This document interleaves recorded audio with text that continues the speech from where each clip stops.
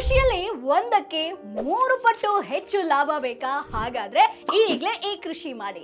ಹೌದು, ಬೆಳ್ಳುಳ್ಳಿ ಕೃಷಿಯಲ್ಲಿ ಈ ವಿಧಾನವನ್ನ ನೀವು ಫಾಲೋ ಮಾಡಿದ್ರೆ 3 ಪಟ್ಟು ಹೆಚ್ಚು ಲಾಭವನ್ನ ಗಳಿಸಬಹುದು. ಬೆಳ್ಳುಳ್ಳಿಯನ್ನ ವಿವಿಧ ರೀತಿಯ ಮಣ್ಣಿನಲ್ಲಿ ಬೆಳೆಸಬಹುದು. ಆದ್ರೆ ಬೆಳ್ಳುಳ್ಳಿಗೆ ಲೋಮ್ ಮಣ್ಣು ಬೇಕಾಗುತ್ತೆ. ಅಂದ್ರೆ ಲೋಮ್ ಅನ್ನೋದು ಮರಳು, ಹೂಳು ಹಾಗೆ ಜೇಡಿ ಮಣ್ಣಿನಿಂದ ಮಾಡಲ್ಪಟ್ಟ ಒಂದು ರೀತಿಯಾದಂತ ಮಣ್ಣು. ಇದು 165ರಿಂದ 170 ದಿನಗಳಲ್ಲಿ ಕೊಯ್ಲಿಗೆ ರೆಡಿ ಆಗುತ್ತೆ. ಎಕರೆಗೆ ಸರಾಸರಿ 30ರಿಂದ 50 ಕ್ವಿಂಟಲ್ ಇಳುವರಿಯನ್ನ ಇದರಿಂದ ನೀವು ಗಳಿಸಬಹುದು. ಇನ್ನು ಬಿತ್ತನೆಗೆ ಸೂಕ್ತ ಸಮಯ ಹೇಳಬೇಕು ಅಂತಂದ್ರೆ ಸೆಪ್ಟೆಂಬರ್ ಕೊನೆಯ ವಾರದಿಂದ ಅಕ್ಟೋಬರ್ ಮೊದಲ ವಾರ.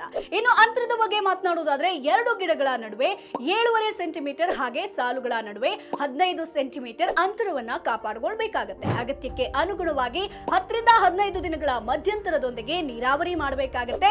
ಗೊಬ್ಬರದ ವಿಚಾರಕ್ಕೆ ಬಂದ್ರೆ ಸಾರಜನಕ 50 KG, phosphorus 25 KG, urea 110 KG, single super phosphate 155 ಕೆಜಿಯನ್ನ ಎಕರೆಗೆ ನೀವು ಹಾಕಬೇಕಾಗತ್ತೆ.